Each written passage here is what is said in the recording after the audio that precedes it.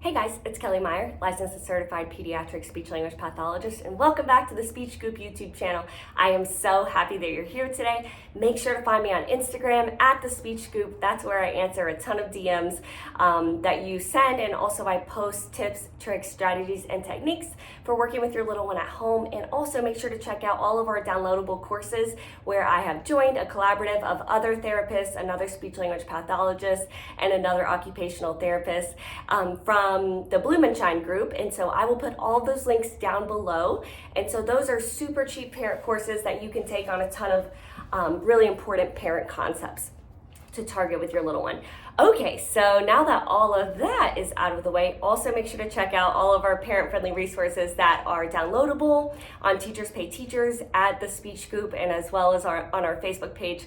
And if you are loving this channel, or if these videos are helpful for you and your little one, make sure to hit the thumbs up button and subscribe to my page down below, because this tells YouTube that you guys like this content and allows me to continue making videos.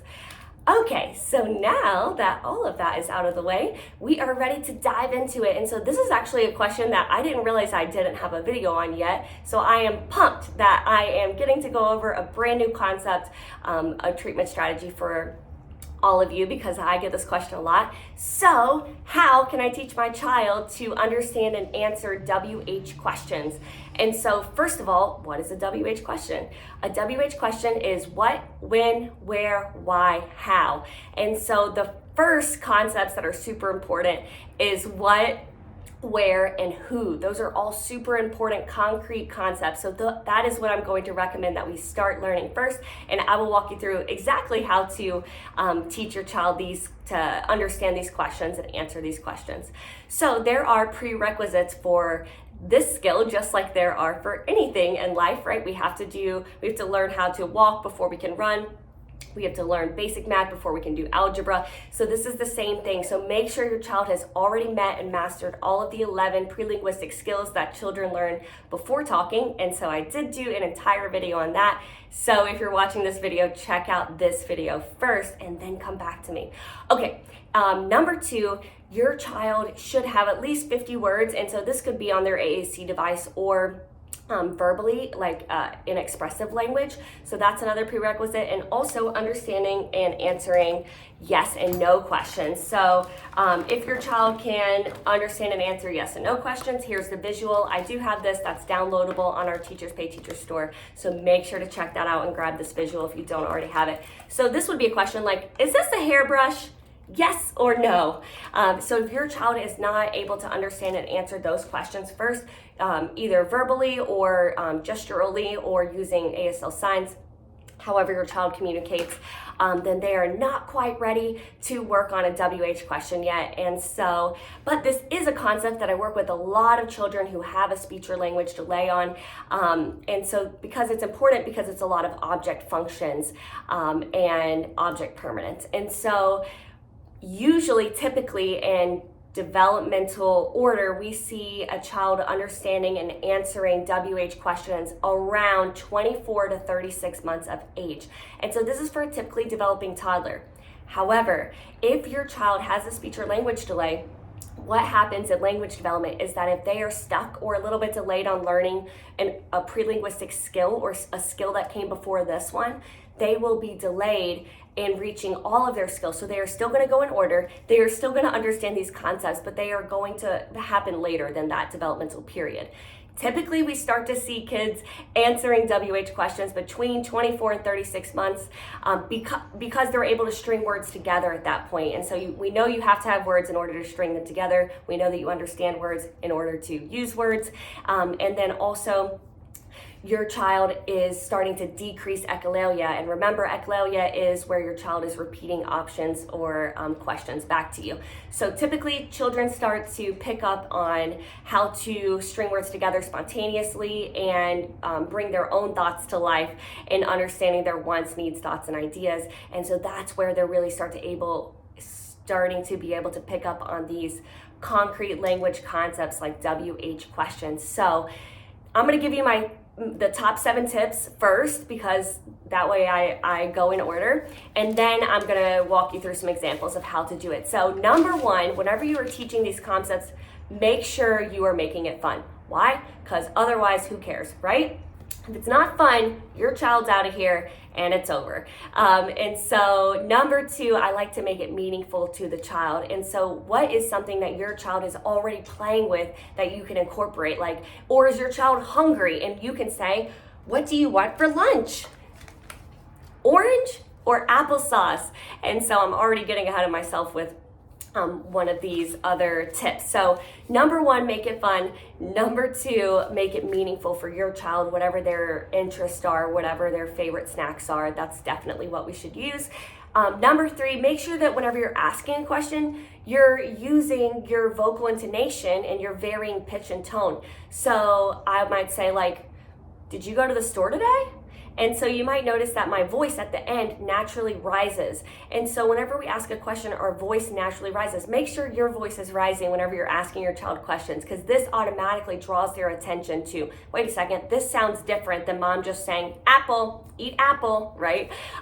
You might say, what do you want for lunch? So make sure that you are using that varying vocal intonation. That will be super helpful. Okay, number four, begin with concrete concepts such as what, who, and where. Those are all concrete, so it's a person, place, or thing. Think about it like that. It's kind of like a noun. Whenever you start getting into when, how, why, those are more abstract concepts. They're going to require a lot more critical development thinking skills, more abstract concepts, and so we're not quite ready to work on that yet until we've already mastered all of these concrete skills that are required whenever we're answering what, who, and where. So making sure that we're continuing on our list here, we want to, number five, make sure that your child is understanding a question first. And that's important, that your child is able to answer the yes, no questions. And if you're like, I don't know, make sure to check out this video. I did do a video on how to get your child to understand and answer yes, no questions. So that's super important, because if they don't understand that it's a question and they don't know what you're asking, then they're definitely not going to be able to answer it. So we will work on that a little bit whenever we're teaching what questions, but definitely check out that video if you haven't. Or if you're not sure. Okay, number six is we are going to model the correct answer for your child. And so this is given whenever we provide the option. So we have an option of orange or applesauce. So I've given the child two different, I'm like, and then maybe they point to applesauce. Oh, applesauce? Okay, let's eat applesauce.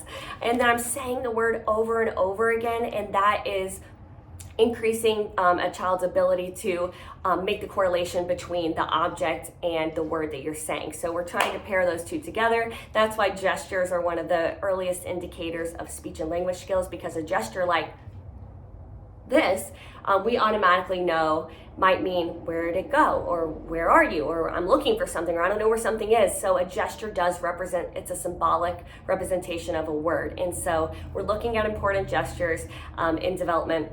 We're using all 7 of these skills, which I have listed down below for you.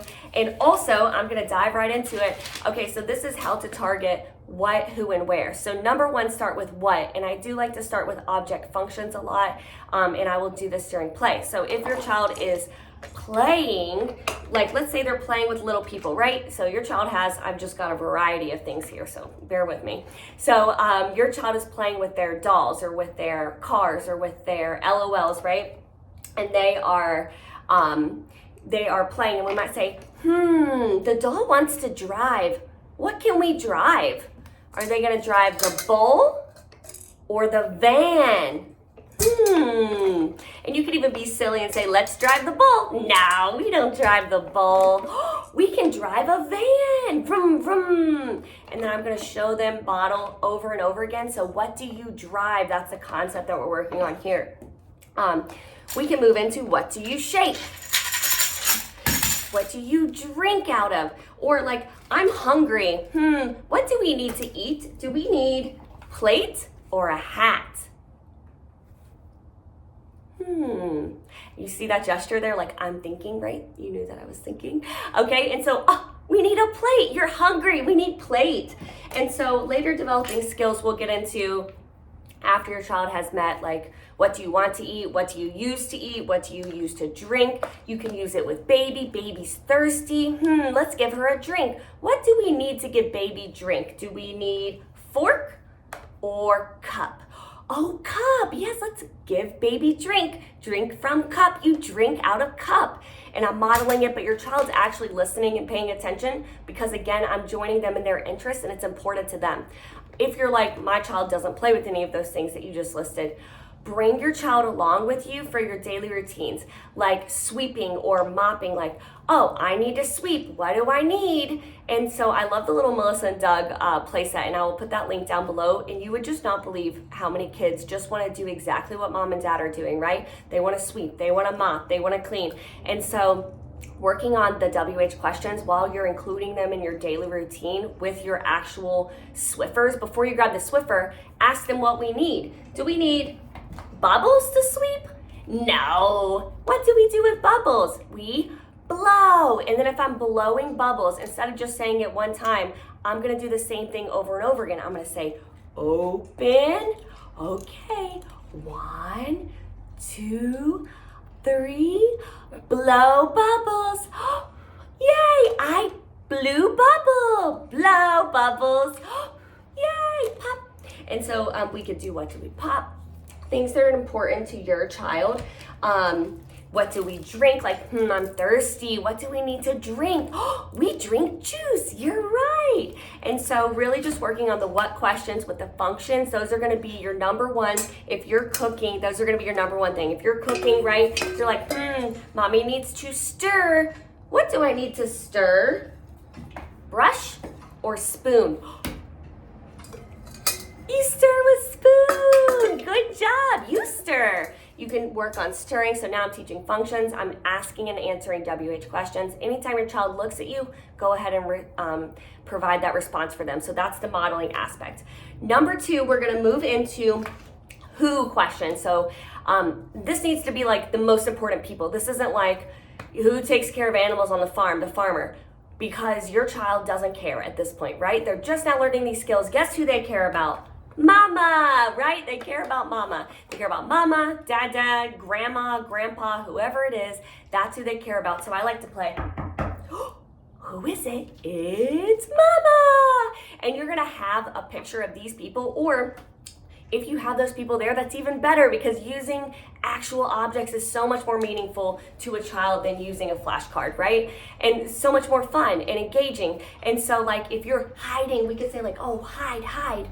Actually, I have a little parachute in here on this side. I'm like, okay, who's hiding? It's mama. And then guess what? Who's hiding now? Who's hiding? It's dada. And so that is a great way to teach who questions, like, who's at the door? It's dada. You run to the door, you open it, it's dada. It's grandma. You have your pictures if those people aren't actually available. You get them on FaceTime, whatever it is. So starting with the most important people, working on who questions. That's the number one thing. Making sure to make it fun, making it making it enjoyable for your child, and also incorporating their wants and interests. Okay, so the third thing that I'm going to work on for concrete is where questions. So you're going to provide choices for your child, and that's what's going to make them care about this. So, okay, like, let's eat lunch. Where should we eat lunch? In the living room or in the kitchen? And whatever they say, that's where they eat lunch, okay? Like, where should we get dressed today? In your room or in my room? Or where should we go first, the park or the ice cream store, or anything that is going to matter to your child? Like, where do you want to play, outside or inside? And if your child says outside, or if they don't say anything, you're going to ask them again. You're going to take them outside. You're going to say outside, play outside. Like, and just again, ask them, where should we play? Oh, inside. Okay, you run back inside. Now we're inside. That's where we will play. And so you could talk about the grocery store, any place that you go regularly. Not like the moon, because that's a place, but who cares, right? Okay, and so those are all of the ideas and ways that you can teach a WH question for your child through modeling, making it fun and engaging. making it meaningful, using appropriate objects, like using actual objects.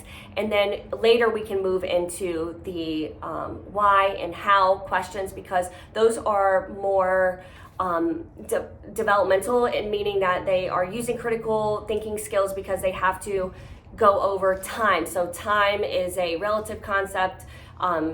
And also a lot of children with ADHD don't have a good understanding of time. So if you are going to work on time or when, I would recommend using a visual timer, in actual nighttime if it's nighttime, and daytime, and starting with that concept first. And then whenever we work on why, we have to understand the functions of objects first. So baby needs her hair brushed. Why do we brush our hair? So it doesn't get tangly. Yes, we brush our hair because it doesn't get tangly. And so a lot of times whenever you're working on how questions, you're using a sequence concept. And so you can work on this while you're working on where by saying where should we go first? First, we'll go to the bank. Then we'll go to the ice cream store. First we went to bank, now we're at the ice cream store. And that is helping teaching temporal concepts or time concepts, which are going to be needed whenever you're answering how questions. So how do you make a peanut butter and jelly sandwich? It requires a lot of steps. We have to go in order, right? Okay, so that was a ton of information, but I know you can do it. Take some notes, watch this video again. Make sure that you are playing and interacting with your little one. That is the best way to teach all of these super important skills that a child needs to develop, or typically develops between 24 and 36 months, even though it might be delayed if your child has a speech or language delay. But don't give up, you can do it. I believe in you. Make sure to hit the thumbs up button and leave me a comment down below if this video was helpful for you and your little one. All right, guys, see you next time.